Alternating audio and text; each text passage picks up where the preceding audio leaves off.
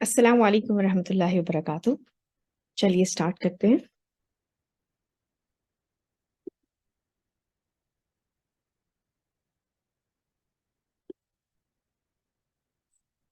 نحمده ونصلي على رسوله الكريم، اما بعد فاعوذ باللہ من الشیطان الرجیم، بسم اللہ الرحمن الرحیم۔ اللهم فقهنا في الدين وعلمنا التعويل، رب اشرح لي صدري ويسر لي امري واحلل عقدة من لساني يفقهوا قولي، آمین یا رب العالمین۔ ربی زدنی علما، ربی زدنی علما، ربی زدنی علما۔ آج انشاءاللہ ہم سورہ یونس سے سٹارٹ کریں گے۔ سب سے پہلے ہم اس کے بارے میں تھوڑا سا اس کا تعارف دیکھ لیتے ہیں۔ الحمدللہ سورہ توبہ ہماری مکمل ہو چکی ہے، اور اس کے بعد سورہ یونس۔ یہ سورہ جو ہے، اس کا نام کیونکہ حضرت یونس کا جو قصہ ہے وہ اس کے اندر آئے گا، آیا 98 میں جا کے ہم پڑھنا شروع کریں گے اس کے بارے میں، تو اس کے اوپر اس کا نام رکھا گیا ہے۔ اس کے ساتھ ساتھ یہ مکی سورہ ہے اور یہ ہجرت سے پہلے نازل ہوئی تھی۔ تو جیسے کہ ہم پہلے بھی اس کے بارے میں بات کر چکے ہیں کہ مکی سورہ جو ہے اس کا اور مدنی سورہ، یہ جاننا کہ کوئی سورہ مکی ہے اور مدنی ہے یہ ضروری اس لیے ہے کہ دونوں صورتوں میں آپ دیکھیں گے کہ مکی صورتوں کا ایک علیحدہ مزاج ہوتا ہے اور مدنی صورتوں کا ایک علیحدہ مزاج ہوتا ہے۔ خاص کر دیکھیں جیسے مکی صورتیں ہیں، اس میں آپ دیکھیں گے کہ کیونکہ کفار مکہ سے بات ہو رہی تھی، مشرکین سے بات ہو رہی تھی، تو جو بیسک عقائد ہے اللہ سبحانہ تعالیٰ کی وحدانیت، اور اس کے اوپر جو ہے زیادہ جو اسلام کے اہم ستون جو ہیں ان کے اوپر، عملی نفاذ کے اوپر جو مین ان کے پوائنٹس اسلام کے بیسک ہیں، ان کے اوپر زیادہ بات ہوتی تھی۔ اور اس کے ساتھ ساتھ کہ نبی کریم صلی اللہ علیہ وسلم کی نبوت پر اٹھنے والے جو سوالات ہیں ان کے جوابات اس میں دیے گئے ہیں۔ اس کے ساتھ ساتھ اللہ سبحانہ تعالیٰ کی وحدانیت اور موت کے بعد کی زندگی کے دلائل اس کے اندر ہیں۔ پھر اس کے اندر حضرت نوح کا قصہ بھی موجود ہے، حضرت موسیٰ کا قصہ بھی موجود ہے، اور حضرت یونس کا قصہ بھی اس کے اندر موجود ہے۔ یہ آپ دیکھیں گے جیسے کہ ہم نے ایک دفعہ پہلے بھی بات کی تھی کہ جو سورج ہیں وہ پیئرز کی شکل میں ہیں، اور ان میں آپس میں یعنی کہ جیسے اب یہ انشاءاللہ جب سورہ یونس پڑھیں گے اور اس کے بعد جو سورہ ہود پڑھیں گے تو آپ دیکھیں گے کہ اس میں کچھ سملر چیزیں بھی آئیں گی، اور جیسے کہ حضرت نوح کا قصہ اس میں بھی آئے گا، اور کچھ جو ہے کچھ ڈفرینسز بھی ہوں گے، اور دونوں صورتیں ملا کر آپس میں جو ہے نا ایک ٹاپک، ایک تکمیل ہو رہی ہوگی ایک کانسیپٹ کی۔ تو انشاءاللہ جب ہم یہ آگے پڑھیں گے تو اس سے آپ کو اور زیادہ اندازہ ہوگا۔ چلیے سٹارٹ کرتے ہیں۔ الف لام را تلک آیات الکتاب الحکیم۔ الف لام را یہ حرف المقطعات ہے، اس کے بارے میں ہم پہلے بات کر چکے ہیں۔ ان کا معنی اللہ سبحانہ تعالیٰ کے علاوہ اس طرح سے نہیں کوئی جانتا۔ یہ اسی طرح قرآن میں قطع سے ہے، یعنی کہ علیحدہ علیحدہ لکھے جاتے ہیں اور بولے جاتے ہیں۔ یہ بڑی حکمت بھری کتاب کی آیات ہے۔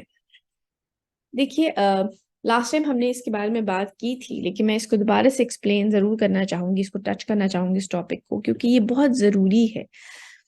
حکمت جو ہے نا وہ علم اور عمل دونوں کو ملا کے بنتی ہے۔ انسان کے پاس علم ہو اور وہ اس کے اوپر عمل کرتا ہو۔ جیسے کہ اگزامپل اگر آپ دیکھیں کہ ایک موم بتی ہے، وہ انسان کو جلا سکتی ہے، یہ ایک علم ہے، ہمارے پاس ایک نالج ہے یہ کہ اگر ہمارے سامنے کوئی موم بتی جل رہی ہے اور اگر ہم اسے ٹچ کریں گے وہ ہمیں جلا دے گی۔ اس کے ساتھ ساتھ ہم یہ جانتے ہیں کہ موم بتی جلا سکتی ہے، تو اگر کوئی اس کو چھونے کی کوشش کرے گا تو آپ کا کیا خیال ہے؟ آپ اس کو وائز تو نہیں کہیں گے، آپ اسے یہ تو نہیں کہیں گے یہ بڑا حکیم آدمی ہے، یہ تو بڑا دانا آدمی ہے، بلکہ آپ اس کو فوراً روکیں گے، کہ منع کریں گے کہ نہیں نہیں آپ جل جائیں گے۔ تو اگر وہ نہ سنے اور ہاتھ ڈال دے تو کیا ہم لوگ اسے عقل مند کہیں گے؟ ہم یہ کہیں گے کتنا بیوقوف انسان ہے۔ ہم اسے کہیں گے کہ یار اس کے پاس تو علم تھا، کہ اس کو بتا دیا گیا تھا کہ اس کا ہاتھ جل جائے گا اگر اس نے ہاتھ اس میں ڈالا، اس کے باوجود ہی اس کو ہاتھ ڈال رہا ہے، تو اس کا مطلب ہے کہ یہ کوئی عقل مند آدمی نہیں ہے۔ تو عقل مند شخص جو ہے وہ علم پر عمل کرے گا، یعنی کہ وہ اپنا ہاتھ اس موم بتی میں کبھی نہیں ڈالے گا۔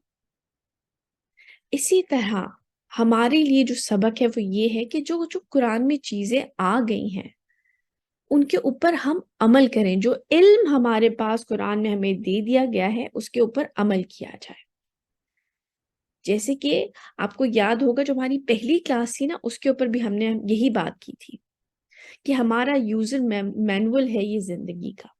جیسے کہ کسی بھی موبائل کے ساتھ یا کسی بھی الیکٹرانک ڈیوائس کے ساتھ، فریج کے ساتھ، ٹی وی کے ساتھ، ہر چیز کے ساتھ ایک یوزر مینول آتا ہے اور آپ اس کو دیکھ کے پڑھتے ہیں اور آپ کہتے ہیں کہ اچھا اچھا اس کے ساتھ ہمیں یہ کرنا ہے۔ اسی طرح جو انسان ہے اس کا یوزر مینول یہ قرآن ہے، اور عقل مند انسان وہ ہے کہ جس کے پاس وہ علم آ گیا۔ اگر آپ کے پاس وہ یوزر مینول آ گیا فار ایگزامپل فریج کا، اور آپ اس کو پڑھ تو لیں کہ اچھا اس میں یہ لکھا ہے، لیکن آپ اس کے مطابق اس کو نہ چلائیں اور وہ خراب ہو جائے، تو بیوقوفی تو ہماری ہوگی نا کہ ہم نے اس مینول کے حساب سے کیونکہ اس کو نہیں چلایا۔ ہمارے پاس علم تھا، پتہ ہے اچھا یہ کرنا ہے، لیکن ہم نے اپنی مرضی سے چلانا شروع کر دیا اور وہ ایونچولی خراب ہو گیا۔ اسی طرح اگر ہمارے پاس علم آ گیا ہے کہ قرآن میں یہ ہدایات آئی ہوئی ہیں، اچھا جی پتہ ہے اب قرآن میں کرنا یہ ہے، لیکن کیا آج کے دور میں لوگ کر رہے ہیں وہ سب کچھ؟ کیا خیال ہے آپ کا؟ مجھے بڑا تعجب ہوتا ہے، کئی دفعہ میں لوگوں کو دیکھتی ہوں بڑی بڑے کلیئر کانسیپٹس ہوتے ہیں ان کے دین کے معاملے میں، اور بڑی اچھی اچھی باتیں کر رہے ہوتے ہیں۔ ٹی وی پہ بھی آپ لوگوں نے کچھ لوگوں کو دیکھا ہوگا اس طرح کی، ان کی ظاہری اس سے نہیں لگ رہا ہوگا کہ وہ اس چیز پہ کچھ کہہ رہے ہیں، کچھ لگ رہے کہ یہ اس کے اوپر عمل کر رہے ہیں، لیکن ان کے کانسیپٹس، ان کی باتیں، جی اللہ تعالیٰ کا بڑا کرم ہے، ہمارا فلانا ڈرامہ بڑا اچھا گیا، اللہ تعالیٰ کا بڑا کرم ہے، ہمیں بڑی عزت ملی، وہ گانا ہٹ ہو گیا۔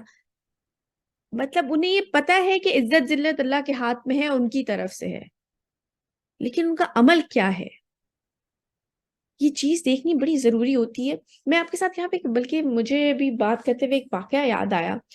مجھے ایک خاتون ملی، وہ اپنا کوئی مطلب ظاہری طور پہ تو نہیں لگ رہا تھا کہ وہ اس اتنا ریلیجس ہیں، تو انہوں نے بڑے غصے میں وہ کسی کا واقعہ بتا رہی تھی، انہوں نے کہا کہ مجھے ایک صاحب ملے اور انہوں نے مجھ سے کہا کہ تم جو ہو نا وہ اللہ کے قریب ہونے کی کوشش کرو۔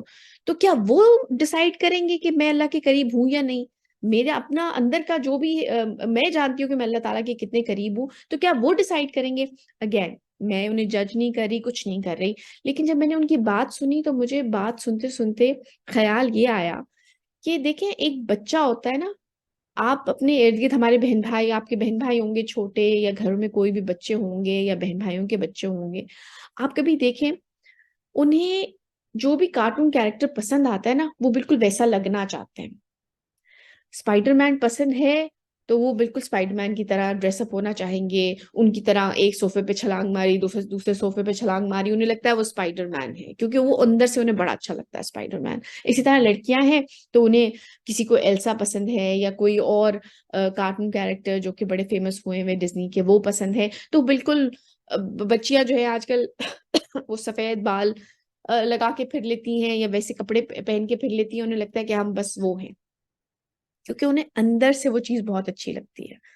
تو جب میں ان کی خاتون کی بات سن رہی تھی تو مجھے خیال یہ آ رہا تھا کہ دیکھیں ایک چیز کا ظاہر ہوتا ہے اور ایک اس کا باطن ہوتا ہے، اور جب یعنی کہ ایک ظاہری طور پہ چیز نظر آ رہی ہے اور ایک اس کے باطن، اس کے اندر ایک چیز ہے، ایک محبت ہے، اور جو انسان کے باطن میں ہوتا ہے نا وہ اس کے ظاہر میں ضرور نظر آتا ہے، وہ جھلکتا ہے، ایسا نہیں ہو سکتا۔ تو اگر کسی نے ان کو دیکھ کے یہ کمنٹ کیا، میں جج نہیں کر رہی، اگین ہو سکتا ہے کہ وہ اللہ تعالیٰ کے بہت قریب ہو، ہم سب سے زیادہ قریب ہو، لیکن ایسا ہو نہیں سکتا جیسے کہ اگر ایک بچہ ہوتا ہے اس کے اندر اگر کسی کیریکٹر کی محبت ہے اور وہ اس کو اس کے چال ڈھال، اس کی بول چال میں، اس کے لباس میں نظر آ رہی ہے، اسی طرح اگر آپ کے دل کے اندر اللہ تعالیٰ کے لیے محبت ہے، اگر آپ کے پاس یہ علم ہے کہ یہ حقیقت ہے، جو کچھ ہم پہ نازل ہوا ہے اور یہ سب کچھ ہونا ہے، اگر یہ ایمان آپ کے اندر ہے تو ایسا ہو نہیں سکتا کہ وہ آپ کے ظاہر میں نظر نہ آئے۔ آپ کو کیا لگتا ہے ایسا ہو سکتا ہے؟ یا ایٹ لیسٹ ہونا چاہیے. اگر واقعی پختہ ایمان انسان کے اندر ہے کہ یہ زندگی عارضی ہے اور مجھے یہ سارے انسٹرکشنز جو مجھے قرآن میں دیے گئے مجھے فالو کرنے، تو ایسا ہو سکتا ہے کہ وہ پھر آپ کے ظاہر میں نظر نہ آئے. کیا خیال ہے آپ کا؟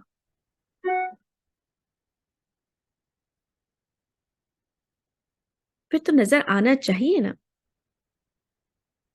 میری آواز آ رہی ہے آپ لوگوں کو؟ جی تھینک یو، شکریہ عائشہ. تو پھر یہ نظر تو آنا چاہیے نا.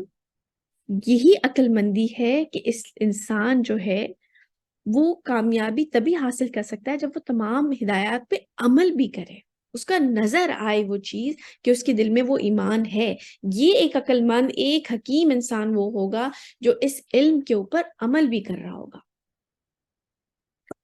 آگے چلتے ہیں.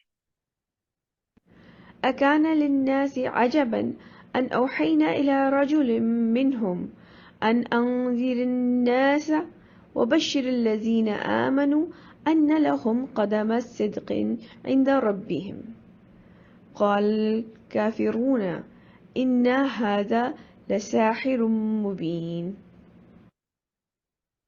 یا لوگوں کو بہت تعجب ہوا ہے کہ ہم نے وحی بھیج دی ایک شخص پر انہی میں سے، یہ آپ صلی اللہ علیہ وسلم لوگوں کو خبردار کر دیجئے. مطلب اس میں تعجب کی بات کیا ہے؟ اتنی بڑی کائنات اللہ نے بنائی ہے، تمہیں بنایا ہے، مجھے بنایا ہے، اور اگر اللہ سبحانہ تعالیٰ نے ایک ہدایت کے لیے، میں نے آج کے زمانے میں بھی لوگوں کو یہ کہتے ہوئے سنا ہے کہ ہاں ایک خدا ہے جس نے یہ سب کچھ بنایا ہے، یہ سب کچھ ہے، لیکن انسانوں کو کوئی ایسے انہوں نے کوئی بات چیت نہیں کی ہے انسانوں سے. آج بھی ایسے لوگ موجود ہیں. اس میں حیرانی کی بات کیا ہے؟ مجھے یہ سمجھ نہیں آتی.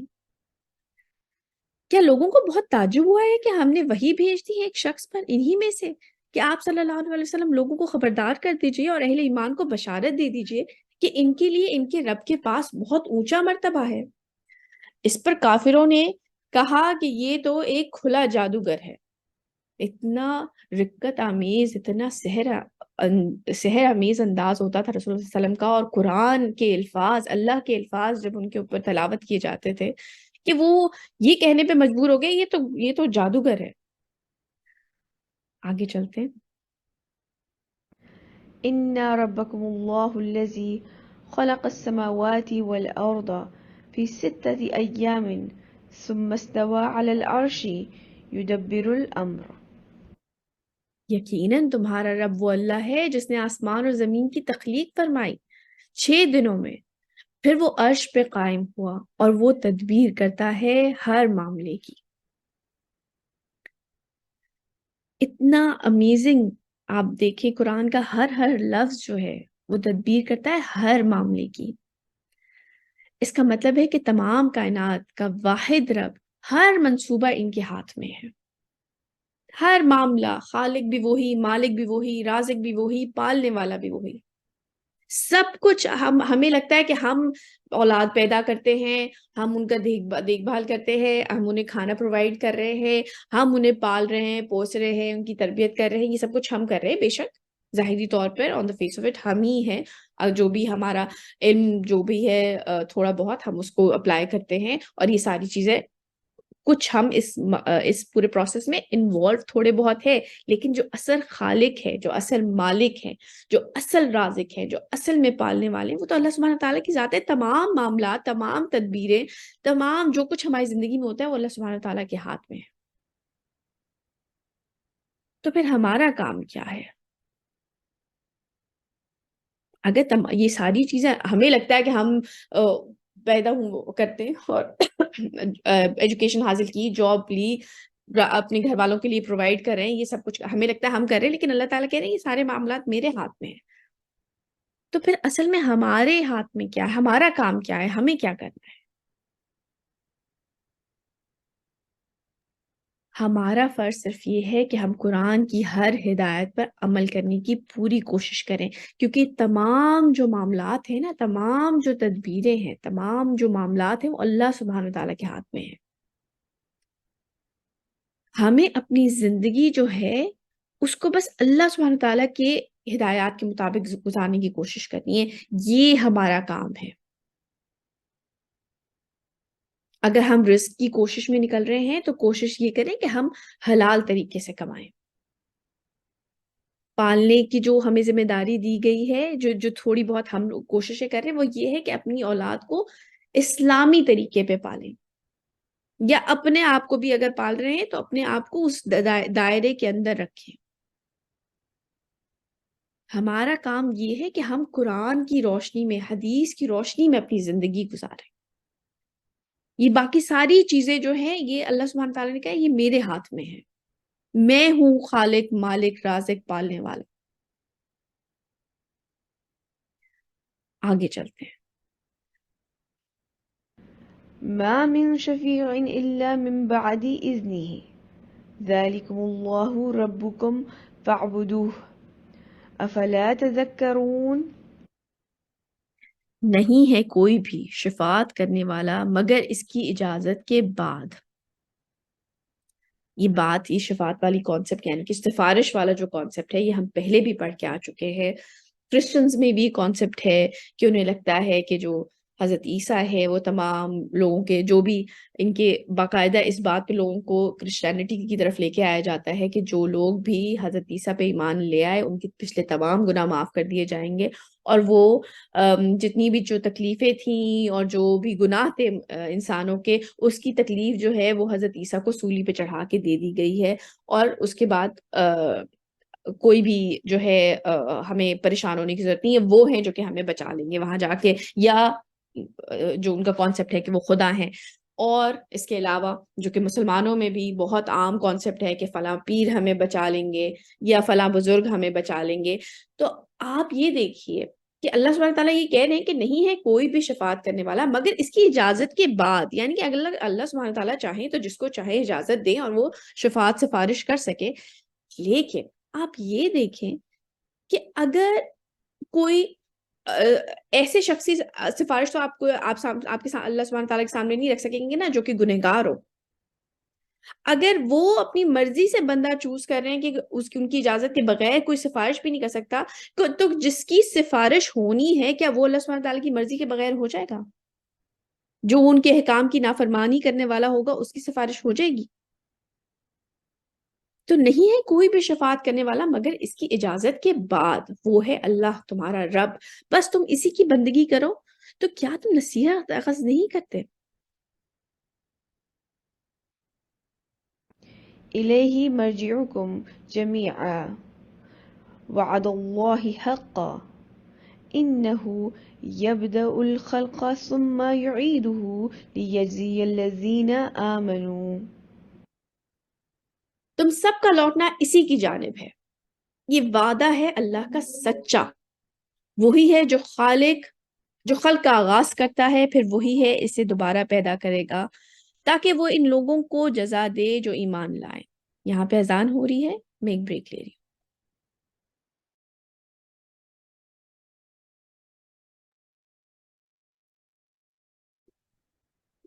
وعملوا الصالحات بالقسط والذين كفروا لهم شراب من حميم وعذاب أليم بما كانوا يكفرون. اور جنہوں نے اچھے عمل کیے انصاف کے ساتھ، اور جن لوگوں نے کفر کیا ان کے پینے کے لیے ہوگا کھولتا ہوا پانی اور دردناک عذاب اس کفر کی پاداش میں جو وہ کرتے رہے ہیں. آج کے زمانے میں اگر آپ دیکھیں جتنا، اور جو اس وقت بھی ہو رہا تھا، اللہ سبحانہ تعالیٰ جب یہ آیات جب یہ بات کر رہے ہوتے ہیں قرآن میں کہ ایک وقت آئے گا جب میں تمہیں دوبارہ اٹھاؤں گا اور تم ہماری طرف لوٹ کے آؤ گے اور تب جزا اور سزا کا فیصلہ ہوگا، تو اس بات پہ اور دل آپ کا پختہ ہوتا ہے کہ واقعی ہی جو آج کل انسان اپنی زندگی میں ظلم دیکھتا ہے، اپنے ارد گرد ظلم دیکھتا ہے، تو واقعی ہی اللہ کا وعدہ سچا ہے. ایک دن ایسا ہونا چاہیے جس دن لوگوں کو اٹھایا جائے اور ان کو حساب دینا پڑے جو کچھ وہ کرتے رہے ہیں ان اعمال کا. جس قدر ظلم، زیادتی، کیا کچھ نہیں ہوتا، لوگوں کو غائب کر دیا جاتا ہے، لوگوں کو مار دیا جاتا ہے، ریپ کیا جاتا ہے، چوریاں ہوتی ہیں، ڈکیتیاں ہوتی ہیں، کرپشن ہوتی ہے. کیا کون سا ظلم ہے جو نہیں ہوتا؟ اور لوگ ایسے نکل جاتے نیٹ کہ ان کبھی پتہ بھی نہیں چلتا کہ کس نے کروایا، کیا ہوا، لیکن اللہ کی نظر سے تو کوئی بھی بچا ہوا نہیں ہے۔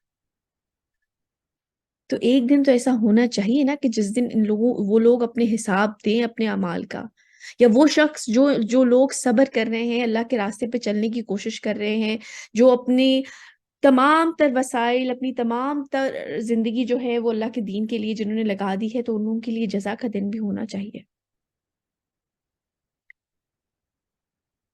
تو اللہ سبحانہ تعالیٰ کہہ رہے ہیں بے شک کہ تم سب کا لوٹنا اسی کی جانب ہے، یہ وعدہ ہے اللہ کا سچا، وہی ہے جو خلق کا آغاز کرتا ہے، پھر وہی اسے دوبارہ پیدا کرے گا تاکہ وہ ان لوگوں کو جزا دے جو ایمان لائیں اور جنہوں نے اچھے عمل کیے انصاف کے ساتھ۔ اور جن لوگوں نے کفر کیا ہے ان کی پینے کے لیے ہوگا کھولتا ہوا پانی اور دردناک عذاب اس کفر کی پاداش میں جو وہ کرتے ہیں۔ تو یہ دن تو بنتا ہے اور اللہ کا وعدہ حق ہے، اللہ کا وعدہ سچا ہے، یہ دن آ کے رہے گا انشاءاللہ جب اللہ چاہے گا۔ هو الذي جعل الشمس ضياء والقمر نورا وقدره منازل لتعلموا عدد السنين والحساب۔ وہی ہے جس نے بنایا سورج کو چمکدار۔ ضیاء جو ورڈ ہے یہ اصل میں گرم حدت والی جو چیز ہوتی ہے نا، روشن اور حدت والی، اس کے لیے استعمال ہوتا ہے، کیونکہ آپ دیکھیں دونوں چیزیں روشن تو ہیں، سورج بھی ہے چاند بھی ہے، لیکن اللہ تعالیٰ نے دونوں کے لیے مختلف لفظ استعمال کیے ہیں۔ اور یہ بھی کہا جاتا ہے کہ یہ اس کی اپنی روشنی ہے، اور پھر جو چاند ہے اس کے اوپر ریفلیکٹڈ لائٹ ہے، اس لیے بھی دونوں کے لیے علیحدہ لفظ استعمال ہوئے ہیں۔ تو وہی ہے جس نے بنایا سورج کو چمکدار اور چاند کو نور۔ نور ٹھنڈا ہوتا ہے، آپ دیکھ سکتے ہیں سورج کو، آپ دیکھ نہیں سکتے، اس میں حدت نہیں ہوتی نور کے اندر، چاند کے اندر۔ تو چاند کو نور، اور اس نے اس چاند کی منزلیں مقرر کر دی تاکہ تمہیں معلوم ہو گنتی برسوں کی، اور تم معاملات زندگی میں حساب کر سکو لوگوں کے لیے جو علم حاصل کرنا چاہیں۔ آپ یہ دیکھیں کہ ایک ہینگنگ کیلنڈر ہے مستقل آسمان میں جو ہمارے لیے لٹکا دیا اللہ سبحانہ تعالیٰ نے۔ یہ اللہ سبحانہ تعالیٰ کی بہت سی نشانیوں میں سے ایک نشانی ہے۔ مختلف جگہوں پہ اگر آپ دیکھیں نا تو چاند کی پوزیشن مختلف ہوتی ہے اور مختلف طریقے سے کرسنٹ بن رہا ہوتا ہے، کبھی نوٹس کریے گا۔ ہر دفعہ ایک ہی طرح کا کرسنٹ نہیں ہوتا، وہ جو ایک لائن سی آ رہی ہوتی ہے وہ ہر دفعہ ایک جیسا نہیں ہوتا ہر تاریخ میں۔ یہ بڑی ان ڈیپتھ اسٹڈی ہے باقاعدہ اس کے بارے میں، اور میں ایک تصویر آپ کے ساتھ شیئر کرنا چاہوں گی۔ یہ اٹلی میں کسی فوٹوگرافر نے لی ہے، اور یہ آپ دیکھیں کہ کتنی خوبصورت طریقے سے یہ تقریباً 27 ڈیز کی ہے، اور یہ ہر 24 گھنٹے اور 41 منٹ کے اوپر اس نے چاند کی ڈفرینٹ پوزیشن کی تصویر لی ہے۔ یہ کتنا خوبصورت ہے، اور یہ بیسیکلی تعداد اللہ سبحانہ تعالیٰ فرما رہے کہ یہ آپ یہ دیکھیں کہ زیادہ تر اگر آپ دیکھیں نا کہ خوبصورتی کی جو چیزیں ہوتی ہیں جیسے بیوٹیفیکیشن کے لیے جو استعمال کی جاتی ہیں گھروں کے اندر، تو ان میں سے کئی ایسی ہوتی ہیں کہ جن کا پرپس کوئی نہیں ہوتا، وہ بس خوبصورتی کے لیے ایک سائڈ پہ رکھی ہوئی ہوتی ہیں۔ لیکن جو نیچر ہے نا، جو اللہ سبحانہ تعالیٰ نے کریٹ کی ہیں، اگر آپ ان کو نوٹس کریں وہ خوبصورت بھی ہوتی ہیں اور ان کا پرپس بھی ہوتا ہے۔ کئی دفعہ ہمارے گھروں میں ڈیکوریشن پیس رکھے ہوئے ہوتے ہیں جن کا پرپس کوئی نہیں ہوتا، وہ بس وہاں پہ رکھے ہوئے ہوتے ہیں، خوبصورت ہوتے ہیں اس لیے ہم نے اپنے گھر میں رکھے ہوئے ہوتے ہیں۔ لیکن اللہ سبحانہ تعالیٰ کی بنائی ہوئی اس کائنات میں ہر چیز کا کوئی مقصد بھی ہے اور وہ خوبصورت بھی ہے۔ پھول دیکھ لیں، ان کا مقصد ہے لیکن ان کی میڈیسنل پراپرٹیز بھی ہوتی ہیں۔ مجھے بھی ریسنٹلی یہ بات پتہ چلی کہ جو کووڈ کے بعد جیسے بہت سارے لوگوں کی سونگھنے کی جو صلاحیت ہے وہ بہت زیادہ افیکٹ ہوئی، تو انہیں ہماری ایک جاننے والی تھی، تو ان کو ڈاکٹر نے انہوں نے کہا کہ میں کچھ اسمیل نہیں کر پا رہی ہوں، تو ڈاکٹر نے انہیں 4 خوشبوئیں دی، اور انہوں نے کہا آپ یہ چاروں خوشبوئیں باری باری سونگے، آپ کی پریکٹس ہو جائے گی اور آپ کی وہ اسمیلنگ سینس واپس آ جائے گی۔ یعنی کہ جو خوشبو ہے اس سے عطر بنائے جاتے ہیں، ان کی میڈیسنل پراپرٹیز ہوتی ہیں، ان کے اور بہت سارے خوبصورتی تو obviously وہ وہاں پر ہیں، ان سے پینٹس بنائے جاتے ہیں پھولوں کو پیس کے۔ تو اللہ سبحانہ تعالیٰ کی بنائی ہوئی ہر چیز کی خوبصورتی بھی ہے اور اس کا پرپس بھی ہے۔ تو اللہ سبحانہ تعالیٰ فرما رہے ہیں کہ اس کے ہم نے دنوں کے اور سالوں کے عدد یعنی کہ لوگوں کے معاملات زندگی میں استعمال کرنے کے لیے یہ لٹکا دیے، جیسے کہ آپ یہ دیکھیں جیسے کہ 13 14 15 تاریخ جو ہے اس میں روزے کی بڑی فضیلت ہے، تو ان میں باقاعدہ طور پہ ڈیٹس کے حساب سے، یا عید کب آ رہی ہے، تو ہماری پورا جو ہمارا اسلامی کیلنڈر ہے وہ اس کے حساب سے چلتا ہے. تو یہ بڑی خوبصورتی ہے اللہ سبحانہ تعالیٰ کی بہت ساری نشانیوں میں سے یہ بھی ایک نشانی ہے. ما خلق الله ذلك إلا بالحق يفصل الآيات لقوم يعلمون. آپ یہ دیکھیں، یہ چیز بار بار آتی ہے کہ جو علم حاصل کرنا چاہیں، اللہ نے یہ سب کچھ پیدا نہیں کیا مگر حق کے ساتھ، اور وہ تفصیل بیان کرتا ہے اپنی آیات کی ان لوگوں کے لیے جو علم حاصل کرنا چاہیں. دیکھیں اللہ سبحانہ تعالیٰ کی مختلف نشانیاں ہیں. کئی دفعہ انسان ان نشانیوں سے امپریس ہوتا ہے، کبھی جہنم سے ڈرتا ہے، ایمان لاتا ہے، کبھی جنت کی خواہش ہوتی ہے تو نیک عمل کر رہا ہوتا ہے. یہ سب اللہ سبحانہ تعالیٰ کی نشانیاں ہیں، یہ ان لوگوں کے لیے ہیں. بارہا اس میں آپ یہ پڑھیں گے کہ اللہ سبحانہ تعالیٰ فرما رہے ہیں یہ ان لوگوں کے لیے جو علم حاصل کرنا چاہیں. إن في اختلاف الليل والنهار وما خلق الله في السماوات والأرض لآيات لقوم يتقون. یقیناً رات اور دن کے عدلنے بدلنے میں، اور جو کچھ اللہ نے بنایا ہے آسمان میں اور زمین میں، یقیناً نشانیاں ہیں ان لوگوں کے لیے جن کے اندر تقویٰ ہے، جو اللہ سبحانہ تعالیٰ سے ڈرتے ہیں، جو اللہ سبحانہ تعالیٰ کے بارے میں کانشیس ہیں. إن الذين لا يرجون لقاءنا ورضوا بالحياة الدنيا واطمأنوا بها والذين هم عن آياتنا غافلون. بے شک وہ لوگ جو ہم سے ملاقات کے امیدوار نہیں ہیں اور وہ دنیا کی زندگی پر ہی راضی اور اسی پر مطمئن ہیں. اتنی عجیب سی بات ہے، اتنے ونڈرز ہیں اس دنیا میں، جیسے کہ ابھی ہم نے چاند کے بارے میں پڑھا، اور اس کے علاوہ بے تحاشا اللہ سبحانہ تعالیٰ کی جو نشانیاں ہیں، ہیومن باڈی ہے. تو یہ کتنی عجیب سی بات ہے کہ انسان جو ہے، کیونکہ یہ جو آیتیں ہیں آپ بار بار دیکھیں گے کہ ان لوگوں کے بارے میں جو کہ ہمارے سے ملاقات کے امیدوار نہیں ہیں، اسی زندگی پہ راضی ہوگی، یہ بار بار یہ چیز آئے گی. کیونکہ آپ یہ دیکھیں کہ انسان خود ان اٹ سیلف ایک ونڈر ہے، ایک اللہ سبحانہ وتعالیٰ ایک بہت بڑی امیزنگ تخلیق ہے جس کو آج تک ایکسپلور کیا جا رہا ہے. یہ اتنی سی دنیا جو ہے اسی کو آج تک پورا ایکسپلور نہیں کر پائے ہم. بڑا انسان نے تیر چلایا تھا، چاند کے اوپر قدم رکھا تھا، وہ بھی ایک، کچھ لوگ تو کہتے ہیں کہ یہ بھی ایک کنٹروورشل سی بات ہے کہ پتہ نہیں گئے بھی ہیں چاند پہ کہ نہیں. لیکن کیا یہ انف ہے؟ اشرف المخلوقات انسان کو بنایا گیا، تو یہ کیا 40 50 60 70 سال کی زندگی اٹس انف؟ اسی پہ کنٹینٹ ہو جائے انسان، جبکہ اللہ سبحانہ تعالیٰ تو ہمیشگی کی زندگی کی بات کر رہے ہیں، اور کتنا کچھ ہے اس کائنات میں ایکسپلور کرنے کے لیے. تو انسان اتنی چھوٹی سی زندگی کے اوپر کیسے مطمئن ہو سکتا ہے؟ بڑا کچھ ہے. اصل زندگی تو تب شروع ہوگی جب ایک دفعہ آنکھ بند ہو کے کھلے گی.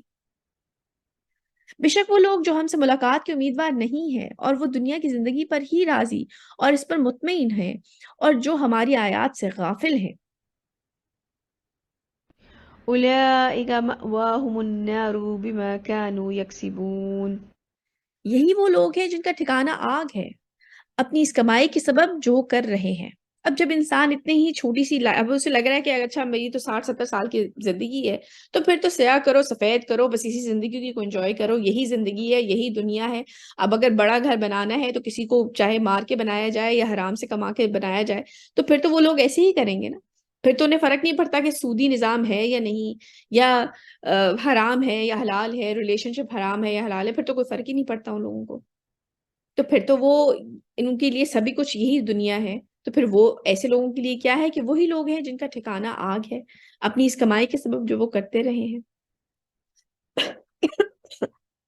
اسی کانسیپٹ کو لے کے میں ایک ساتھ آپ کے بڑی اچھی ایک حدیث ہے جو کہ میں آپ لوگوں کے ساتھ شیئر کرنا چاہوں گی. حضرت عائشہ رضی اللہ تعالیٰ عنہ سے روایت ہے کہ رسول اللہ صلی اللہ علیہ وسلم نے فرمایا، جو اللہ سے ملنا پسند کرتا ہے اللہ اس سے ملنا پسند کرتا ہے، اور جو اللہ سے ملنا ناپسند کرتا ہے اللہ اس سے ملنا ناپسند کرتا ہے. آپ صلی اللہ علیہ وسلم نے آپ سے عرض کیا گیا، یا رسول اللہ، کیا اللہ سے ملاقات سے نفرت کرنا مطلب موت سے بغض ہے؟ یعنی کہ آپ موت کو برا سمجھ رہے ہیں، کیونکہ ہم سب موت سے نفرت کرتے ہیں، کوئی بھی مرنا نہیں چاہتا۔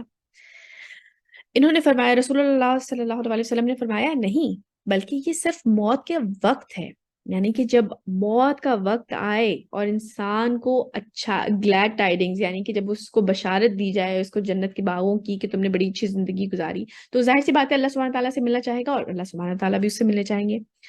تو آپ نے فرمایا نہیں، بلکہ یہ صرف موت کا وقت ہے، لیکن اگر اس نے اللہ کی رحمت اور بخشش کی بشارت دی جائے تو وہ اللہ سے ملنا پسند کرتا ہے اور اللہ اس سے ملنا پسند کرتا ہے، اور اگر اسے اللہ کے عذاب کی بشارت دی جائے، یعنی کہ اس نے اپنی زندگی اس طریقے سے گزاری ہے کہ اب اس کو عذاب کی بشارت سنائی جا رہی ہے، عذاب کے بارے میں بتایا جا رہا ہے کہ اب تمہارا ٹھکانہ یہ ہونے والا ہے جو کرتوت تم کرتے آئے ہو، تو وہ اللہ سے ملنے کو ناپسند کرتا ہے اور اللہ اس سے ملنا ناپسند کرتا ہے۔ تو ہمارے لیے لیسن یہ ہے کہ انسان اپنی زندگی ایسی گزارے، اس لائف پہ کنٹینٹ نہ ہو جائیں اور اپنی زندگی کو ایسے گزارے کہ ہمیں اس وقت بشارت سنائی جائے ہم جنت کی، اللہ سبحانہ تعالیٰ کی رحمت کی، تو ہم اللہ سبحانہ تعالیٰ سے اس وقت چاہیں کہ ہم تڑپ کے چاہیں کہ ہم اپنے رب سے ملیں، اپنے خالق سے جا کے ملیں، اور اللہ سبحانہ تعالیٰ بھی ہم سے ملنا چاہیں۔ آگے چلتے ہیں۔ إن الذين آمنوا وعملوا الصالحات يهديهم ربهم بإيمانهم تجري من تحتهم الأنهار في جنات النعيم۔ یہ وہ والی ویسے آیت ہے جو کہ میں کبھی اس طرح سے سمجھ نہیں پاتی، امیجن نہیں کر پاتی، جیسے کہ حدیث میں بھی آتا ہے کہ نہ کسی کان نے سنا، نہ کسی آنکھ نے دیکھا، نہ ہی کسی دل میں اس کا خیال آیا۔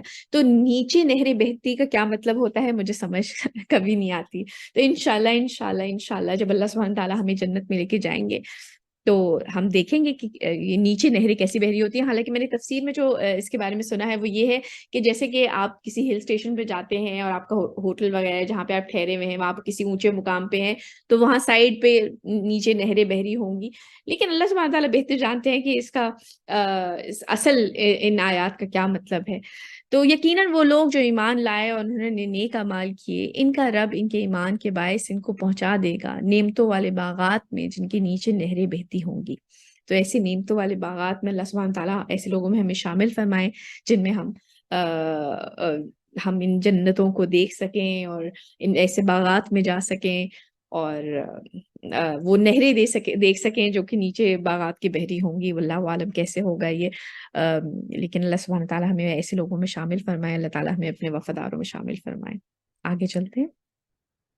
دعواهم فيها سبحانك اللهم وتحيتهم فيها سلام وآخر دعواهم أن الحمد لله رب العالمين۔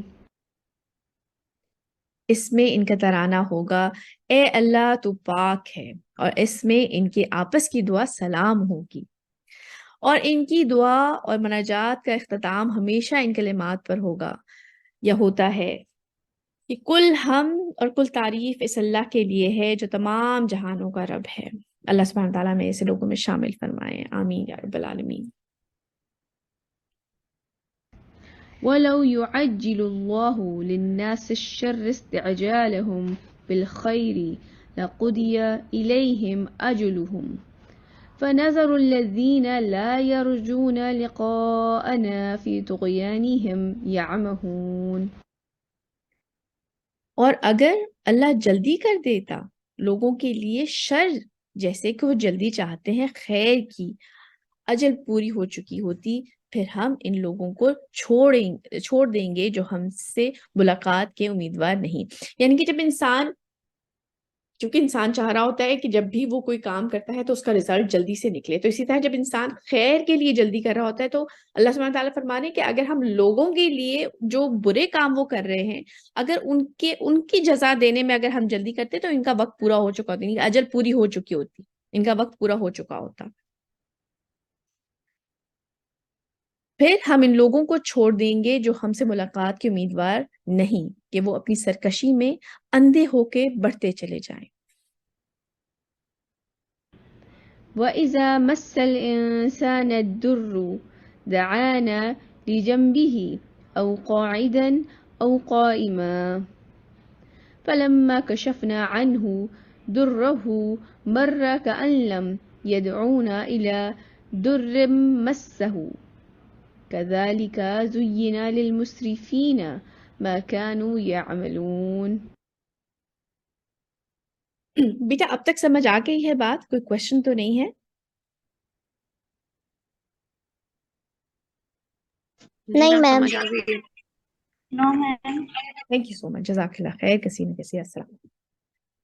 اور جب انسان کو کوئی تکلیف پہنچتی ہے تو وہ ہمیں پکارتا ہے پہلو کے بل، لیٹے ہوئے یا بیٹھے ہوئے یا کھڑے ہوئے. پھر جب ہم اس تکلیف کو دور کر دیتے ہیں تو وہ ایسے چل دیتا ہے جیسے اس نے ہمیں کبھی پکارا ہی نہ تھا. کوئی تکلیف پہنچنے پر ایسے ہی مزین کر دیا گیا ہے ان حد سے بڑھنے والوں کے لیے ان کے اعمال کو. یہ بڑا سوچنے کی بات ہے. اگر آپ قرآن کے ایک ایک لفظ پہ غور کریں تو اللہ سبحانہ تعالیٰ ان کو کہہ رہے کون ہے وہ حد سے بڑھنے والے، کون ہے. اور جب انسان کو کوئی تکلیف پہنچتی ہے تو وہ ہمیں پکارتا ہے پہلو کے بل لیٹے ہوئے یا بیٹھے ہوئے یا کھڑے ہوئے. پھر جب ہم اس کی تکلیف کو دور کر دیتے ہیں تو وہ ایسے چل دیتا ہے جیسے اس نے ہمیں کبھی پکارا ہی نہ تھا کوئی تکلیف پہنچنے پر. یعنی کہ ایسے لوگوں کو اللہ سبحانہ تعالیٰ فرما رہے ہیں یہ حد سے بڑھنے والے ہیں. حالانکہ ہمارا اپنا بھی حال ایسا ہی ہوتا ہے کچھ، ہے نا. جب پرابلم آتی ہے تو بڑا ہم لوگ اللہ سبحانہ تعالیٰ کو تڑپ کے پکارتے ہیں. ایسا ہوتا ہے نا؟ کیا خیال ہے؟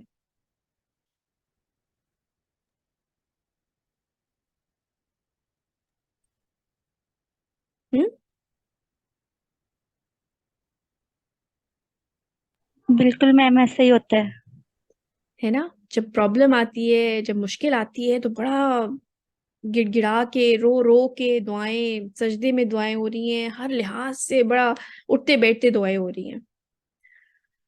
کئی دفعہ لوگوں کا یہ ہوتا ہے کہ جی اولاد کے لیے دعا کر رہے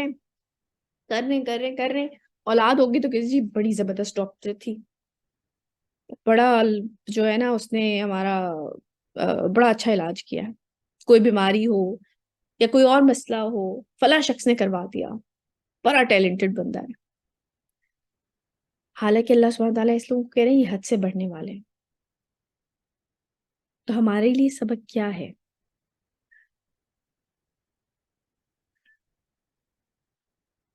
کیا ہے ہمارے لیے سبق؟ سامنے لکھا ہوا ہے، بتائیے.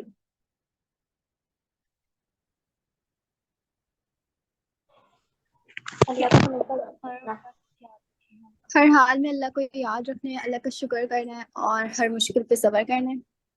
ایگزیکٹلی. اور ساتھ میں انسان ہر حال میں، خوشی میں بھی یاد رکھیں، غم میں بھی یاد رکھیں، اچھے وقت میں بھی یاد رکھیں، برے وقت میں بھی یاد رکھیں. صرف مشکل وقت میں اللہ سبحانہ تعالیٰ کو یاد نہیں رکھنا ہے. جیسے آپ یہ دیکھیں کہ ہمارے جو بہت ہی قریبی ہوتے ہیں نا، ان سے ہم بات کرتے ہیں، کوئی خوشی کی خبر ہو فوراً امی کو کال کیا، ابو کو کال کیا، یا کسی بہن کو کال کیا، یا بیسٹ فرینڈ کو کال کیا، یا خالہ کو بتایا، یا ماموں کے ساتھ، یا کسی ایک کے ساتھ آپ کی ایسی کوئی دوستی ہوتے ہیں، کوئی چچا ہوتے ہیں، پھپھو ہوتی ہیں، انہیں فٹافٹ فون کر کے بتایا. لیکن ہم، یا کوئی پرابلم آئی تو آپ نے بتایا. اسی طرح اللہ سبحانہ تعالیٰ سے نا کنیکٹ کرنے کی کوشش کیا کریں. کوئی اچھائی، کوئی اچھی خبر ملی، فوراً سجدہ شکر کیا. اتنی ہی ایکسائٹمنٹ، اتنی ہی خوشی کے ساتھ جیسے کہ ہم کسی عام لوگوں کو بتا رہے ہوتے ہیں. حالانکہ اللہ سبحانہ تعالیٰ ہر چیز کے جاننے والے ہیں، ان کو بتانے کی ضرورت نہیں ہوتی، وہ پہلے سے جانتے تھے کہ یہ ہونے والا ہے. لیکن ایک کنیکشن ہوتا ہے. ہمیں ابھی ریسنٹلی ایک صاحب نے انہوں نے اچھی بات کی، میرے ہسبینڈ سے کی. انہوں نے مجھے بتایا، انہوں نے کہا کہ جس طرح جب زندہ ہونا انسان تب اللہ تعالیٰ سے کنیکٹڈ رہے تاکہ مرنے کے بعد اجنبیت نہ ہو. یہ بڑی اچھی بات ہے. اگر آپ زندگی میں بھی اجنبیوں کی طرح رہیں گے نا کہ بس اچھا ٹھیک ہے فارملی نماز پڑھی ہے، چلو ختم، جائے نماز لپیٹی، چلو اللہ اللہ خیر سے اللہ. اجنبیوں والا ریلیشن شپ نہیں. جیسے کہ آپ کو کوئی سامنے نظر ہے، جی آنٹی السلام علیکم، وعلیکم السلام، کیسے آپ؟ ٹھیک ٹھاک جی اللہ کا شکر، چلو ختم ہو گئے. ایسے نہیں رکھنا. ایسے ہی رکھنا ہے جیسے کسی بہت محبت کرنے والے کے ساتھ آپ رہتے ہیں. کیونکہ وہ آپ سے بہت محبت کرتے ہیں. آدم کو اللہ سبحانہ تعالیٰ نے اپنے ہاتھ سے بنایا ہے. ہماری ہر ضرورت کا وہ خیال رکھتے ہیں. ہر چیز زمین میں دے دی ہے. ہماری ضرورت کی ہر شے اس زمین میں موجود ہے. پہلے سے، ہمارے پیدا ہونے سے پہلے سے، جو آنے والے ہیں ان کے لیے بھی موجود ہے. تو کنیکشن بنانا چاہیے بجائے اس کے کہ سرسری سا بس ایک ریلیشن شپ ہو، مشکل وقت میں یاد کر لیا باقی ختم معاملہ. ایسا نہیں ہونا چاہیے. ایسے لوگوں کو اللہ سبحانہ تعالیٰ فرما رہے کہ یہ حد سے بڑھنے والے لوگ ہیں. آگے چلتے ہیں. وَلَقَدْ أَهْلَكْنَا الْقُرُونَ مِنْ قَبْلِكُمْ لَمَّا ظَلَمُوا وَجَاءَتْهُمْ رُسُلُهُمْ بِالْبَيِّنَاتِ وَمَا كَانُوا لِيُؤْمِنُوا كَذَلِكَ نَجْزِي الْقَوْمَ الْمُجْرِمِينَ. اور ہم تم لوگوں سے پہلے بھی بہت سی نسلوں اور قوموں کو ہلاک کر چکے ہیں جب انہوں نے ظلم کی روش اختیار کی، اور ان کے پاس بھی آئے تھے ان کے رسول واضح تعلیمات لے کر، لیکن وہ نہیں تھے ایمان لانے والے. اسی طرح ہم بدلہ دیا کرتے ہیں مجرم لوگوں کو. اللہ سبحانہ تعالیٰ کی ذات تحاشا رحمان بھی ہے، لیکن وہ حساب میں سخت بھی بہت ہے. یہ جو لوگ کہتے ہیں نا کہ اللہ تعالیٰ رحمان ہے، وہ معاف کر دیں گے، وہ تو نکتہ نواز ہیں، وہ تو کسی بھی چیز، بے شک یہ اللہ کی شان ہے. اللہ تعالیٰ جس کو چاہے معاف کر دے، لیکن اللہ تعالیٰ نے اپنی جو رولز ہیں نا، جو گائیڈ لائنز ہیں، وہ ہمیں بتا دی ہیں. کون حد سے بڑھنے والے ہیں، کون میرے بندے ہیں، کون رحمان کے بندے ہیں، اور کون وہ ہیں جو کفر کرنے والے ہیں. یہ ساری چیزیں اللہ سبحانہ تعالیٰ نے کلیئر بتا دی ہیں. انہوں نے بہت سی قوموں کو ہلاک بھی کر دیا ہے. ختم، نست و نابود ہو گئی، نام و نشان مٹ گئے ایسے لوگوں کے جنہوں نے کفر کی روش اختیار کی، جو نہیں مانے. آگے چلتے ہیں. ثم جعلناكم خلائف في الأرض من بعدهم لننظر كيف تعملون. پھر ان کے بعد ہم نے تمہیں زمین میں جانشین بنا دیا تاکہ ہم دیکھیں کہ تم کیا کرتے رہے ہو. ایک وقت تھا جب ہم یہ پوری ڈیٹیل پہلے بھی پڑھ چکے کہ جیسے کہ بنی اسرائیل کے اوپر پہلے جو ہے کتابیں اتاری گئی، رسول اتارے گئے، اور پھر جنہوں نے نافرمانی کی ان کے اوپر عذاب بھی آئے، اور بھی قوموں پہ ان کو ہلاک کیا گیا. تو اب اس دفعہ جو تاج پوشی ہے وہ بنی اسماعیل کے اوپر ہوئی تھی. نبی کریم صلی اللہ علیہ وسلم انہی میں سے تھے. پھر ان کے بعد ہم نے تمہیں زمین میں جانشین بنا دیا تاکہ ہم دیکھیں کہ تم کیا کرتے ہو. وَإِذَا تُتْلَى عَلَيْهِمْ آيَاتُنَا بَيِّنَاتٍ قَالَ الَّذِينَ لَا يَرْجُونَ لِقَاءَنَا ائْتِ بِقُرْآنٍ غَيْرِ هَذَا أَوْ بَدِّلْهُ. اور جب ان کو پڑھ کر سنائی جاتی ہیں ہماری روشن آیتیں تو کہتے ہیں وہ لوگ جو ہم سے ملاقات کے امیدوار نہیں ہیں کہ اے محمد صلی اللہ علیہ وسلم، اس کے علاوہ آپ صلی اللہ علیہ وسلم کوئی اور قرآن پیش کریں یا اس میں کوئی ترمیم کر دیں. بھائی اس وقت کے لوگ کہتے تھے کہ بس تھوڑی سی چینج کریں، یہ تو بہت سخت ہے قرآن، اس میں کچھ ہماری باتیں بھی ہوں، کچھ ہماری بھی طور طریقے جو ہم ہمارے آباء و اجداد اتنے عرصے سے ہم ان کو فالو کرتے آ رہے ہیں، تو کچھ ہمارے بھی طور طریقے اس میں ہونے چاہیے، کچھ ترمیم کر دیں، اس میں کچھ چینج کر دیں. کچھ آپ کی باتیں ہم مان لیتے ہیں، کچھ ہماری باتیں مان لی جائیں، کچھ ہمارے طور طریقوں کو اس دین میں ایک اس طرح کا کچھ بین معاملہ ہو جائے، 50-50، کچھ آپ کی باتیں مانی جائیں. یہ قرآن جو آپ پیش کر رہے ہیں یہ تو بڑا سخت ہے، یہ تو بالکل ہی ایک ننگی تلوار کی طرح ہے کہ اس میں کوئی ہمارے لیے تو جو شرک کر رہے ہیں یا ایسے کفر کر رہے ہیں ان کے لیے تو کوئی گنجائش نہیں بن رہی، تو کچھ بین کا معاملہ لے کر آتے ہیں. قُلْ مَا يَكُونُ لِي أَنْ أُبَدِّلَهُ مِنْ تِلْقَاءِ نَفْسِي إِنْ أَتَّبِعُ إِلَّا مَا يُوحَى إِلَيَّ إِنِّي أَخَافُ إِنْ عَصَيْتُ رَبِّي عَذَابَ يَوْمٍ عَظِيمٍ. اے نبی صلی اللہ علیہ وسلم کہہ دیجئے کہ میرے لیے ہرگز یہ ممکن نہیں ہے کہ میں اس میں اپنی طرف سے کوئی تبدیلی کر لوں. میں تو پیروی کرتا ہوں اس کی جو میری طرف وہی کیا جا رہا ہے. مطلب میں نے اپنی طرف سے تھوڑی کر لیا جو مجھ پہ اتارا جا رہا ہے, میں تو خود اس کا فالوور ہوں. میرے پاس یہ اختیار نہیں ہے کہ میں اس میں کچھ چینج کر دوں. میں ڈرتا ہوں بڑے دن کے عذاب سے اگر میں اپنے پروردگار کی نافرمانی کروں. قل لو شاء الله ما تلوته عليكم ولا أدراكم به فقد لبثت فيكم عمرا من قبله أفلا تعقلون. آپ صلی اللہ علیہ وسلم ان سے کہیے کہ اگر اللہ چاہتا تو نہ میں یہ قرآن تمہیں پڑھ کر سناتا اور نہ وہ تمہیں اس سے واقف کرتا. میں تمہارے درمیان ایک عمر گزار چکا ہوں اس سے پہلے. مطلب اتنا عرصہ ہو گیا, 40 سال کی عمر میں آپ صلی اللہ علیہ وسلم پہ وحی نازل ہوئی تھی, پہلی دفعہ نبوت ملی تھی. اس سے پہلے اتنے عرصے سے تم مجھے جانتے ہو, میں کوئی اپنی طرف سے کوئی من گھڑت چیز تو نہیں لے کر آ گیا ہوں تمہارے سامنے. تمہارے درمیان ایک عمر گزار چکا ہوں اس سے پہلے, تو کیا تم لوگ عقل سے کام نہیں لیتے؟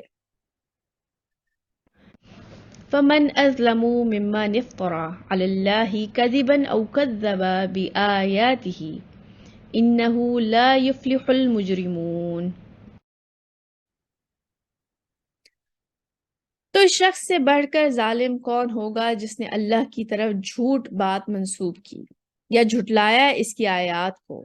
یقیناً مجرم لوگ فلاح نہیں پایا کرتے. ويعبدون من دون الله ما لا يضرهم ولا ينفعهم ويقولون هؤلاء شفعاؤنا عند الله. اور یہ لوگ پرستش کرتے ہیں اللہ کے سوا ایسی چیزوں کی جو نہ انہیں کوئی نقصان پہنچا سکتی ہے اور نہ نفع دے سکتی ہے, اور کہتے ہیں کہ یہ ہمارے سفارشی ہیں اللہ کے ہاں.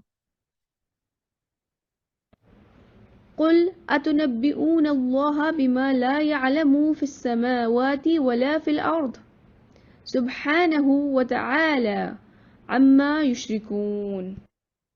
آپ صلی اللہ علیہ وسلم کہیے کہ کیا تم اللہ کو بتانا چاہتے ہو وہ شے جو نہیں جانتا نہ آسمان میں اور نہ زمین میں. مطلب اللہ سبحانہ تعالیٰ کو تم بتاؤ گے کہ نہیں یہ شخص اچھا ہے, جو جن سفارشیوں کو تم بنا رہے ہو کہ وہ سفارشی مجھ سے آگے کہیں گے نہیں یہ اچھا ہے. کیا اللہ کو نہیں پتا کہ کون اچھا ہے, کون صحیح عمل کر رہا ہے, کون برے عمل کر رہا ہے؟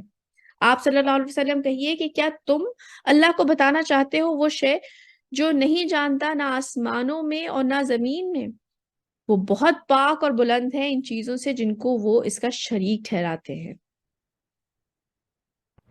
وما كان الناس إلا أمة واحدة فاختلفوا ولولا كلمة سبقت من ربك لقضي بينهم فيما فيه يختلفون.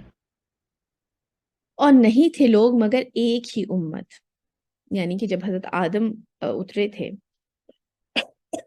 تو ایک ہی اللہ کی عبادت کرنے والے تھے, ایک ہی دین تھا اس وقت, ایک ہی امت تھے سب, اور نہیں تھے لوگ مگر ایک ہی امت. پھر بعد میں انہوں نے اختلاف کیا, پھر اپنی اپنی انہوں نے پگڈنڈیاں نکالی, اپنی اپنی انہوں نے راہیں علیحدہ کر لی, اپنے اپنے خدا بنانے شروع کر دیے. اور اگر ایک بات تیرے رب کی طرف سے پہلے سے طے نہ پا چکی ہوتی تو فیصلہ کر دیا جاتا ان کے مابین ان تمام چیزوں میں جن میں یہ اختلاف کر رہے ہیں. ويقولون لولا أنزل عليه آية من ربه فقل إنما الغيب لله فانتظروا إني معكم من المنتظرين. اور وہ کہتے ہیں کیوں نہ اتاری گئی کوئی نشانی معجزہ اس رسول صلی اللہ علیہ وسلم پر اس کے رب کی طرف سے. آپ صلی اللہ علیہ وسلم کہہ دیجئے کہ غیب کا علم تو بس اللہ ہی کو ہے, بس انتظار کرو, میں بھی تمہارے ساتھ انتظار کر رہا ہوں. اس کے بارے میں ہم لوگ پہلے بھی کافی ڈیٹیل میں بات کر کے آ چکے ہیں کہ یہ کفار مکہ بارہا رسول اللہ صلی اللہ علیہ وسلم سے کہتے تھے کہ تم نشانیاں لے کے آؤ, تم اگر آپ رسول ہے تو کوئی باقاعدہ طور پہ کوئی فرشتہ کتاب لے کے کیوں نہیں اترا, مطلب ہمیں کچھ نظر کیوں نہیں آتا, تو آپ کوئی معجزہ دکھائے, معجزہ دکھائے. یہ بارہا رسول اللہ صلی اللہ علیہ وسلم سے مطالبہ کیا جاتا تھا. تو انہوں نے کہا آپ کہہ دیجئے کہ غیب کا علم تو بس اللہ ہی کے پاس ہے, اللہ سبحانہ تعالیٰ جانتے ہیں کہ معجزہ دکھانا ہے نہیں دکھانا, کب دکھانا ہے, کیا کرنا ہے, یہ اللہ کے ہاتھ میں, بس انتظار کرو, میں بھی تمہارے ساتھ انتظار کر رہا ہوں. وإذا أذقنا الناس رحمة من بعد ضراء مستمهم إذا لهم مكر في آياتنا قل الله أسرع مكرا إن رسلنا يكتبون ما تمكرون. اور جب ہم لوگوں کو رحمت کا مزہ چکھاتے ہیں اس تکلیف کے بعد جو ان پر آ گئی تھی تو فوراً ہی وہ ہماری آیات کے بارے میں سازشیں کرنے لگتے ہیں. آپ صلی اللہ علیہ وسلم کہیے کہ اللہ اپنی تدبیروں میں کہیں زیادہ تیز ہے. یقیناً ہمارے فرشتے لکھ رہے ہیں جو کچھ بھی سازشیں تم لوگ کر رہے ہو. هو الذي يسيركم في البر والبحر حتى إذا كنتم في الفلك وجرينا بهم بريح طيبات وفرحوا بها جاءتها ريح عاصف. وہی ہے جو تمہیں سیر کراتا ہے خشکی اور سمندر میں یہاں تک کہ جب تم کشتیوں میں ہوتے ہو اور وہ چل رہی ہوتی ہیں انہیں سواروں کو لے کر خوشگوار موافق ہوا کے ساتھ اور وہ بہت خوش ہوتے ہیں کہ اچانک تیز ہوا کا جھکڑ چل پڑتا ہے یعنی کہ ایک تیز ہوا ان کے اوپر چل پڑتی ہے.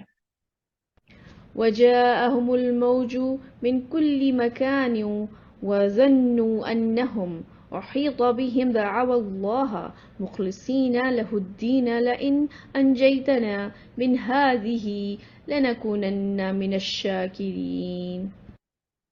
اور ہر طرف سے موجیں ان کی طرف بڑھنے لگتی ہیں اور وہ گمان کرنے لگتے ہیں کہ وہ ان نہروں میں گھیر لیے گئے ہیں. اس وقت وہ پکارتے ہیں اللہ کو اس کے لیے اپنی اطاعت کو خالص کرتے ہوئے. یہ ایک واقعہ بھی ہے جیسے کہ ہم نے پچھلی سورہ توبہ میں جب ہم نے پڑھا تھا کہ جب فتح مکہ کے ٹائم پر جب یہ عام اعلان کر دیا گیا تھا اس سے پہلے کہ اب کچھ بس عرصہ دیا جا رہا ہے اور اس کے بعد جو ہے یا تو انہیں قتل کر دیا جائے گا اس شہر کو پاک کرنا ہے اس جگہ کو پاک کرنا ہے یہاں پہ صرف اللہ کی عبادت ہوگی اور کوئی شرک نہیں ہو سکے گا تو یا تو وہ اس جگہ کو چھوڑ دیں یا وہ قتل کر دیے جائیں گے یا وہ ایمان لے آئیں. یہ ٹوٹل آپشن ان کے پاس تھیں دو بیسیکلی آپشن تھیں یا تو قتل کر دیا جائیں گے یا ایمان لے آئیں اور اس میں تھا کہ اگر وہ یہ دونوں کام نہیں چاہتے تو وہ چھوڑ کے چلے جائیں. تو جو ابو جہل تھا ان کے جو بیٹے تھے اکرما وہ بہت اسلام کے خلاف تھے لیکن بعد میں خیر وہ ایمان لے آئے تھے اور پھر وہ بہت زیادہ جو تھے انہوں نے بہت جنگوں میں جو ہے انہوں نے بڑا اہم کردار ان کا رہا تھا. تو جب یہ والے اعلان آیا فتح مکہ کے ٹائم پہ کہ یا تو ایمان لے آئیں یا قتل کر دیے جائیں گے تو انہوں نے کہا میں تو یہ زبردستی کا ایمان نہیں لے کے آتا ہم یہاں سے نکلیں گے. وہ حبشہ کی طرف ہجرت کرنے لگے اور وہ جب سفر پہ تھے اور جہاز اسی طرح تھے جہاز کے سفر میں تھے اور یہ اس طرح کا واقعی ایک موقع آیا اور وہ بالکل جو تھی موجیں وغیرہ ہوا تیز چلنے لگی تو انہوں نے دیکھا کہ ارد گرد کے لوگ واقعی باقی تمام جو لات عزا منات جو ان کے خدا تھے ان کو چھوڑ کے خالص اللہ سبحانہ وتعالیٰ سے دعا کرنے لگے. تو انہیں اس وقت ایک دم سے یہ بات ہٹ کی اور انہیں احساس ہوا کہ یہ جو یہی پیغام تو اللہ کے رسول جو آئے ہیں ہمارے درمیان وہ بھی تو یہی پیغام دے رہے ہیں. تو وہ اسی وقت جو ہے انہوں نے وہ واپس گئے اور انہوں نے اسلام قبول کیا. تو اللہ سبحانہ تعالیٰ بھی یہی فرما رہے ہیں اور ہر طرف سے موجیں ان کی طرف بڑھنے لگتی ہیں اور وہ گمان کرنے لگتے ہیں کہ وہ ان لہروں میں گھیر لیے گئے ہیں. اس وقت وہ پکارتے ہیں اللہ کو اس کے لیے اپنی اطاعت کو خالص کرتے ہوئے کہ اے اللہ اگر تو نے ہمیں اس مصیبت سے نجات دے دی تو ہم لازماً ہو جائیں گے بہت شکر کرنے والوں میں سے. فلما أنجاهم إذا هم يبغون في الأرض بغير الحق. پھر جب وہ انہیں نجات دے دیتا ہے تو فوراً ہی بغاوت کرنے لگتے ہیں زمین میں ناحق جو ہی خطرے کی گھڑی ٹل جاتی ہے تو پھر انہیں دیویاں دیوتا یاد آ جاتے ہیں اور پھر سے اللہ سے سرکشی شروع ہو جاتی ہے.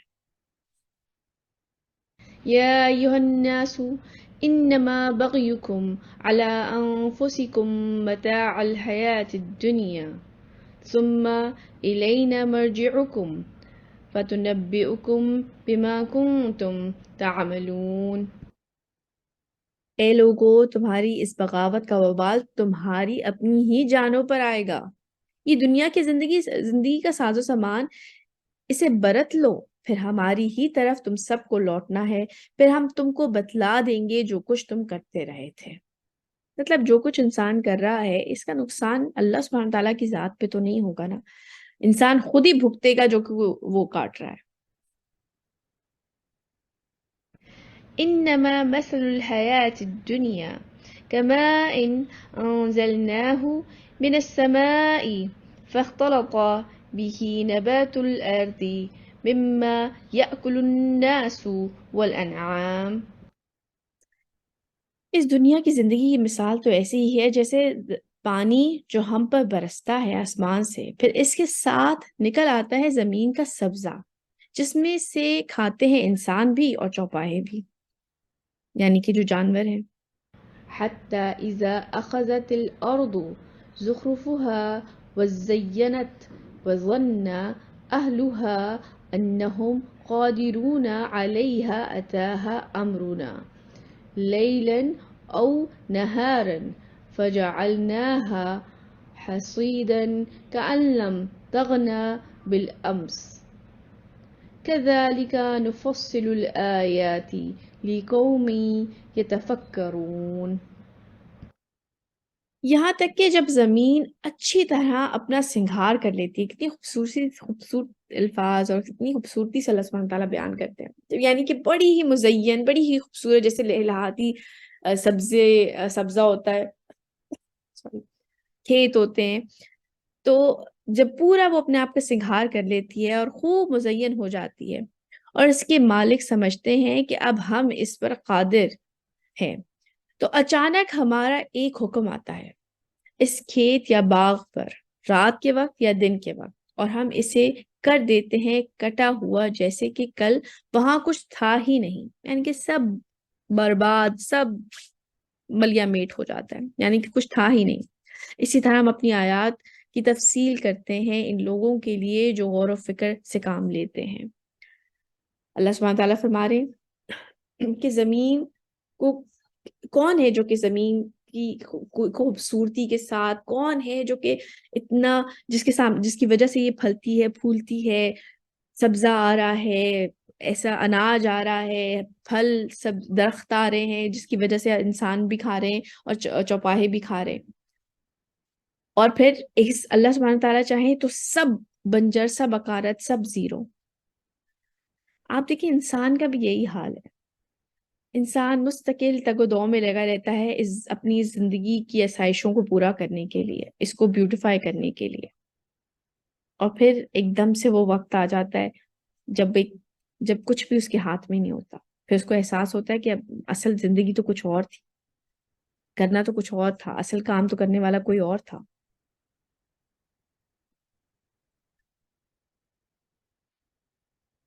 والله يدعو إلى دار السلام ويهدي من يشاء إلى صراط مستقيم۔ اور اللہ بلا رہا ہے تمہیں سلامتی کے گھر کی طرف، یعنی کہ جنت کی طرف، اور وہ ہدایت دیتا ہے جس کو چاہتا ہے سیدھے راستے کی طرف، یعنی کہ انسان کو خود اپنے آپ کو اتنا ورتھ اٹ بنانا ہوتا ہے، اپنی ولنگنس شو کروانی ہوتی ہے کہ انسان چاہتا ہے اللہ سبحانہ تعالیٰ کے راستے کی طرف ہدایت۔ آج کا ہمارا سبق یہیں تک۔ آج کے لیسن میں ہم نے پہلی 25 آیتیں کی ہیں سورہ یونس کی۔ آج کی ایکشنز ہیں جو ہم نے حکیم کے معنی سمجھے۔ قرآن ایک حکمت والی کتاب ہے، اللہ سبحانہ تعالیٰ فرما رہے ہیں، تو یہ ہمارا یوزر مینول ہے، اس زندگی کو جینے کے لیے، کامیاب ہونے کے لیے تمام ہدایات پہ عمل کریں۔ وہ تدبیر کرتا ہے ہر معاملے کی، یعنی کہ ہر معاملات کس طرح چلیں گے، رازق، خالق، مالک، پالنے والا سب اللہ سبحانہ تعالیٰ کی ذات ہے۔ تو ہمارا فرض، یعنی کہ ہمارا جو اصل مقصد ہے اس دنیا میں، ہم سوچ رہے ہوتے ہیں کہ ہم یہ سارے کام کر رہے ہیں، حالانکہ ہماری زندگی کا جو اصل مقصد، جو ہمارا فرض ہے، وہ یہ ہے کہ ہم قرآن کی ہر ہدایت پہ عمل کرنے کی کوشش کریں۔ اس کے ساتھ ساتھ ہمیں نہیں ہونا چاہیے حد سے بڑھنے والوں میں، اور وہ حد سے بڑھنے والے کون تھے کہ اللہ سبحانہ تعالیٰ نے کہا تھا کہ یہ جب ان پہ مصیبت آتی ہے تو اٹھتے، بیٹھتے، لیٹتے مجھے یاد کرتے ہیں، اور جب وہ وقت چلا جاتا ہے تو پھر بھول جاتے ہیں، پھر کفر کرنے لگتے ہیں. تو ہمارا کرنے کا کام یہ ہے کہ اللہ سبحانہ وتعالیٰ کو ہمیشہ یاد رکھیں، خوشی میں بھی اور غم میں بھی، مشکل وقت میں بھی اور آسان وقت میں بھی. ایک کنیکشن بنا رہے اللہ سبحانہ وتعالیٰ کے ساتھ. آج کا ہمارا لیسن یہیں تک. سبحانک اللہم و بحمدک، اشہد ان لا الہ الا انت، استغفرک و اتوب الیک. جزاک اللہ خیر کثیرا کثیرا.